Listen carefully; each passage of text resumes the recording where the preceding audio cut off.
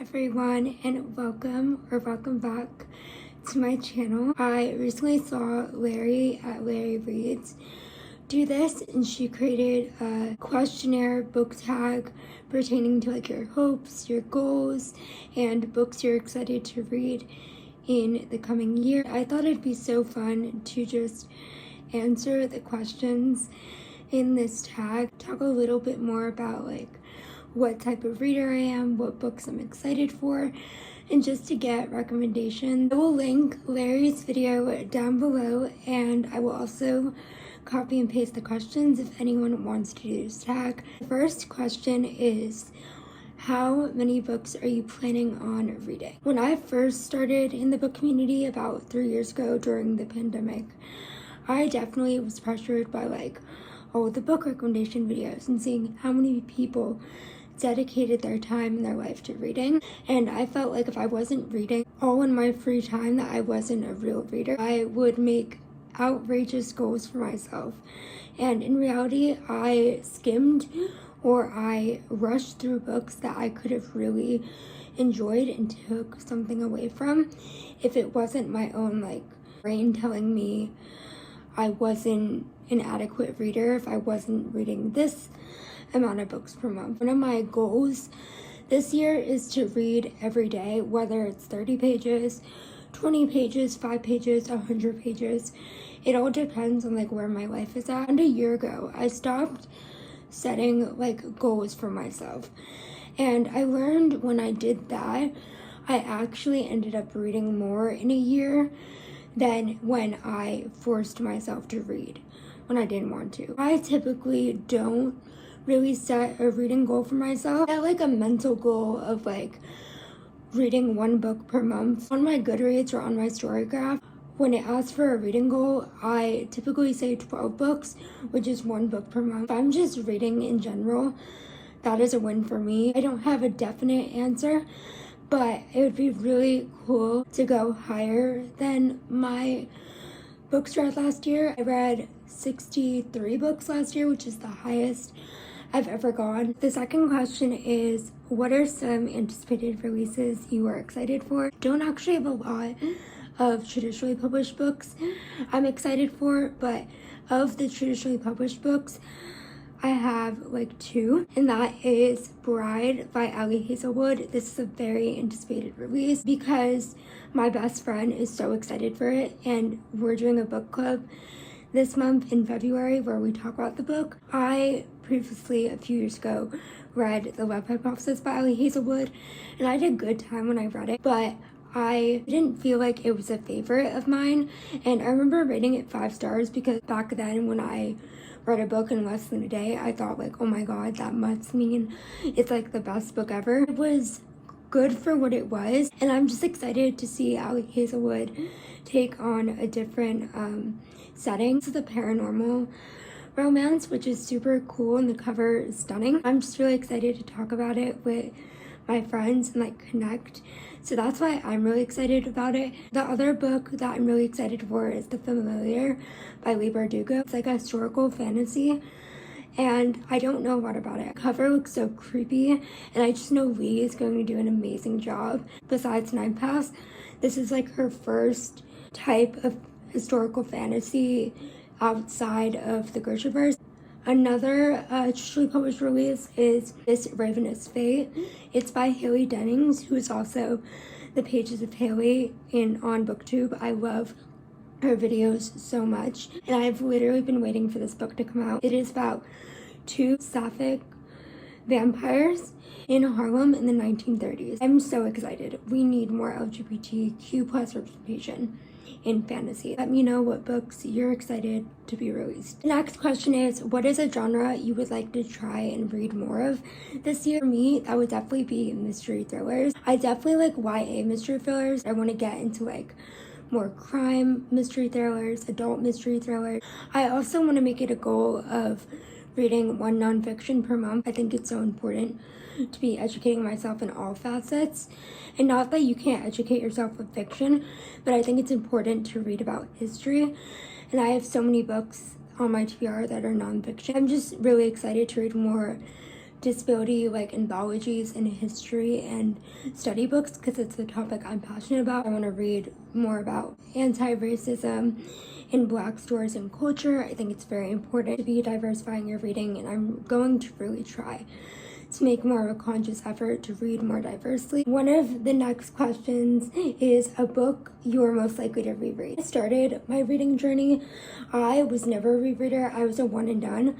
But over the past year, I've been finding comfort in rereading. One book in particular I know I will reread probably this year is Heartstopper Volume 4. If you watched my bookstore vlog video, I talk about how much I love the Heartstopper series. Volume 4 in particular, I think it had the great balance of emotional and funny and like character development that I've seen, and I just love Volume 4 and the journey Nick and Charlie take so much, and I just can get wrapped up in that story. I also want to annotate some books that I recently bought that I've read on my Kindle, so I'm probably going to reread Six of Crows, especially because I just got the Litjoy collector's editions. I'm planning on doing an unboxing video of that. I've been waiting for those books for like a year, and I'm so excited to finally see them in person.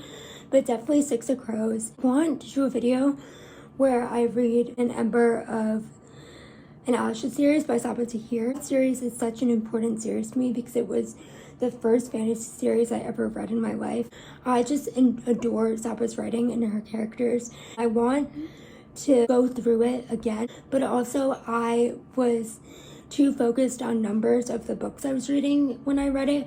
So I feel like if I took my time and enjoyed it, I would see more things and aspects and developments that I didn't see before. Also, it's basically like reading it again because I haven't read it in 3 years, and I feel like it'd be really awesome to see if my feelings are still the same on it. The next question is, what is a book you wanted to get to in 2023 but you didn't? That for me would be like my entire physical TBR, because I think I was like 8 books away from finishing it. My goal is this year definitely is to like lessen my physical TBR. Definitely want to prioritize the books that I have on my shelf. I want to make a priority of finishing like trilogies that I have the last book in the series to read. One of my main books that I wanted to get to in 2023 was A Fire Endless by Rebecca Ross, which is the second book in the Elements of Kittens trilogy. I just finished it, like it was my last book I read, and so I'm excited to talk about that. I also wanted to read Ninth House by Lee Verdugo. I wanted to start that series, but that didn't end up happening. There's a lot that I want to read. Another one I wanted to read was Yellow Face by R.F. Kuang, because I've seen so many people in the reading community read it, and I'm just intrigued to see my opinion, especially with like the commentary it has. Those are books that I definitely want to prioritize reading this year. Hopefully that will happen. The next question is a series you want to read this year, and I'm gonna go for like finishing the Addicted series because I took a very long break, like a year and a half.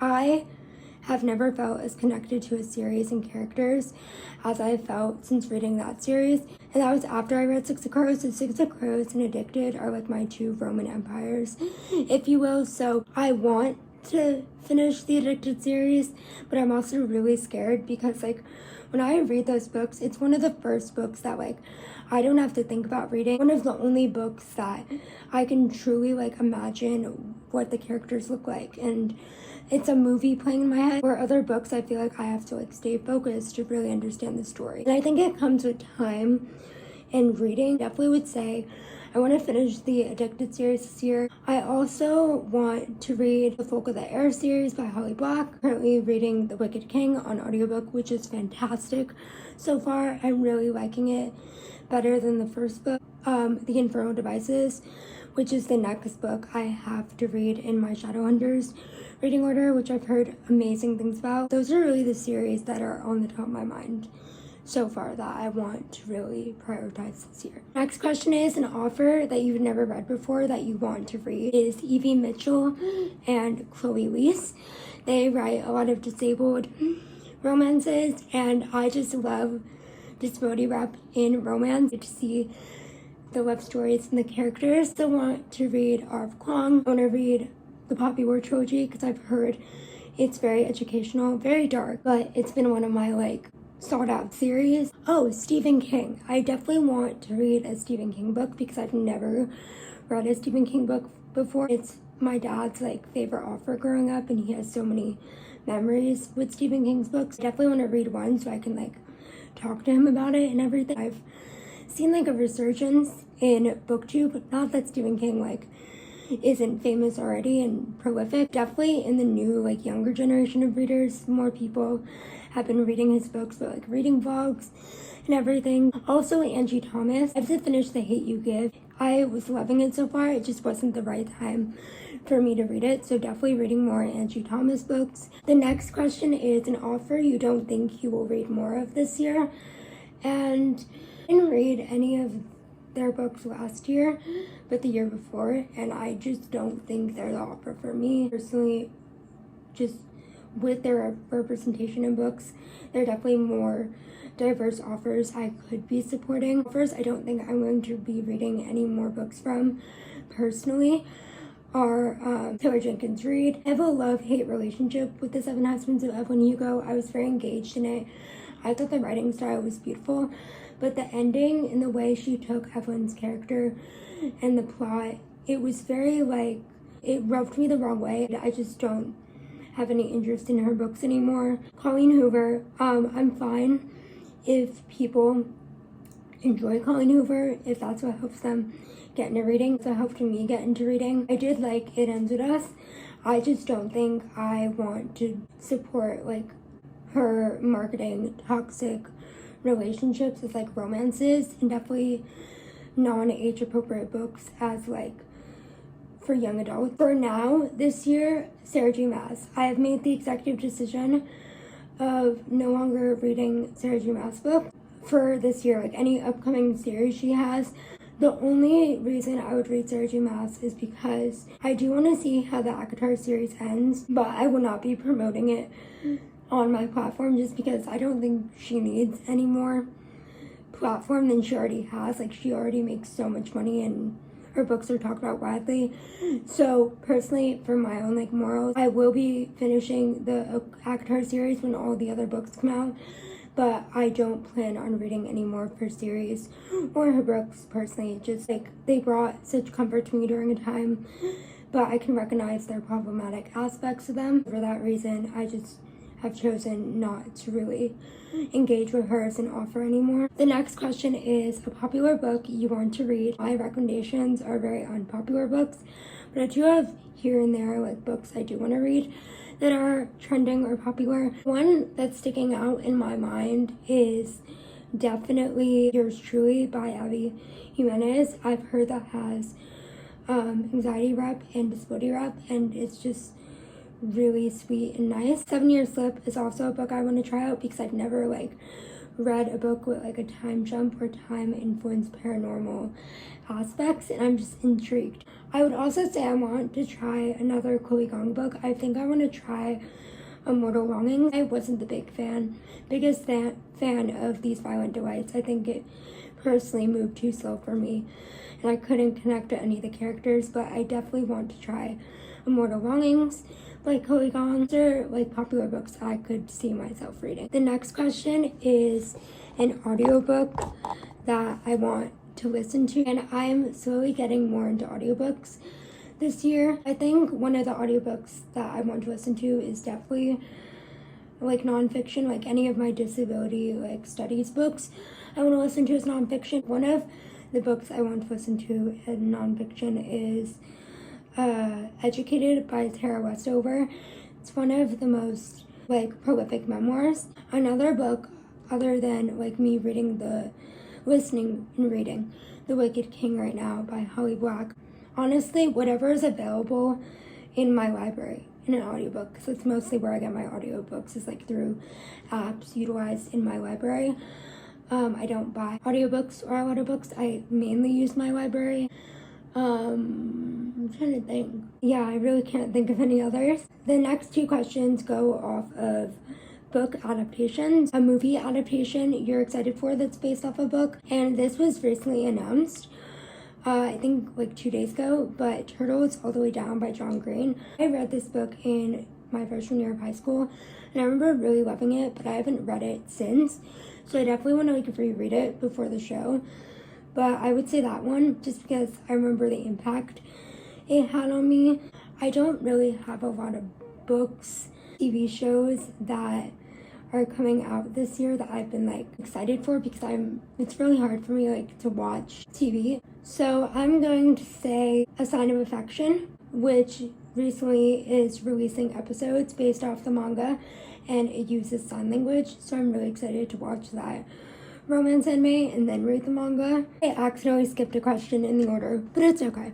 What is a book you want to read based on the cover? And there are so many, because I love a gorgeous cover. The Hurricane Wars. It recently came out. I think it's part of a new fantasy series. I adore that cover. I'm just like the purples and the blues and like the gold. It just looks so well. Next two questions are bookish goals or bookish trends that I personally would like to start doing and stop doing. Forcing myself to read when I don't want to read. Times and ebbs and flows when I'm just really in a reading mood, and times when I'm not, and I want to feel like just because I don't read one day doesn't make me like a bad reader or a bad person for betraying my hobby. Especially when you see all the creators doing all the big book hauls and tags, and knowing like for myself, like it's okay not to always buy books. You know, that's why libraries exist, that's why digital apps exist, that's why little through libraries, book sales exist, because not everyone is in a financial place to buy books. So I would say I want to try to read mostly through my library this year instead of continuing to buy books. The only time I would buy books is because they don't have it in my library digitally or physically, and I have a whole list going of books that I know that if I want to read them I have to buy.